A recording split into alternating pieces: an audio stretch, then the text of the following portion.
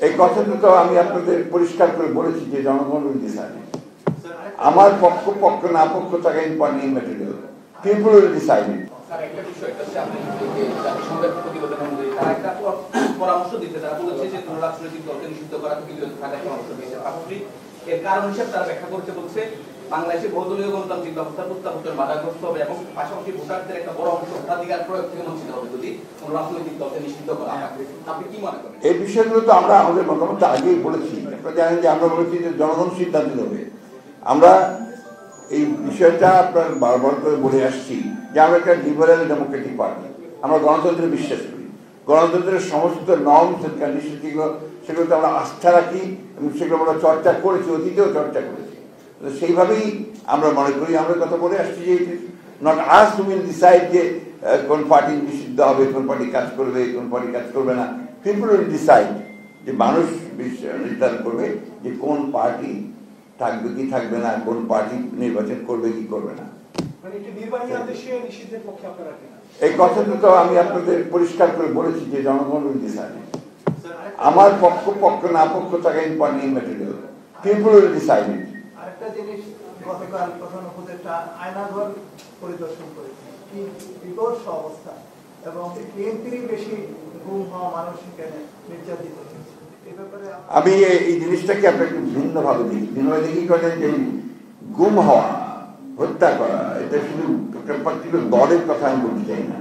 এটা বাংলাদেশের মানুষকে গুম করা হয়েছে, বাংলাদেশের মানুষকে আপনার এখানে হত্যা করা হয়েছে নির্মমভাবে। এই কথাগুলো আমরা প্রথম থেকে বলে আসছি এবং যখন আয়নাঘরের রিপোর্টটা বেরোয় আপনার জরিয়াতে, আপনাদের নিশ্চয়ই মনে আছে, তখন কিন্তু এটা গভর্নমেন্ট পুরোপুরি ডিনাই করেছে। তারা বলছে এটা অনেক কিছু নাই, কিন্তু এটা প্রথম থেকেই এই কাজটা চলে এসছে। আপনার মানুষজনকে তুলে নিয়ে মিথ্যা অপবাদ দিয়ে সে জঙ্গি সংগঠন করছে, এই ধরনের কথাগুলো বলে বন্ধ করে আটক করে নির্যাতন করে তাদের কাছ থেকে বিভিন্ন কথা বার করার চেষ্টা করছে। কিছু লোককে তারা সেখানে রেখে দিয়েছিল যে বিভিন্ন সময় তাদেরকে দিয়ে জঙ্গি নাটক সাজাবে। ভুলে গেছেন নাকি আপনারা যে এক একটা বাড়িতে যেখানে জঙ্গি আপনার ট্রেনিং হচ্ছে, চর্চা হচ্ছে, পড়াশোনা হচ্ছে, জঙ্গিবাদ তৈরি করা হচ্ছে, আপনার বোম তৈরি করা হচ্ছে, এইসব দেখিয়েছে। আজকে প্রমাণিত হয়ে গেল যে আমরা যে কথাগুলো বলেছি সেগুলি সত্যি।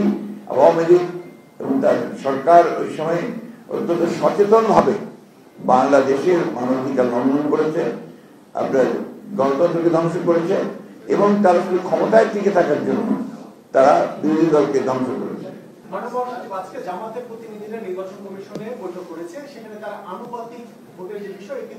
এটা আমরা পুরোপুরি বিরোধী, অত্যন্ত একেবারে জোরালো ভাবে বিরোধী।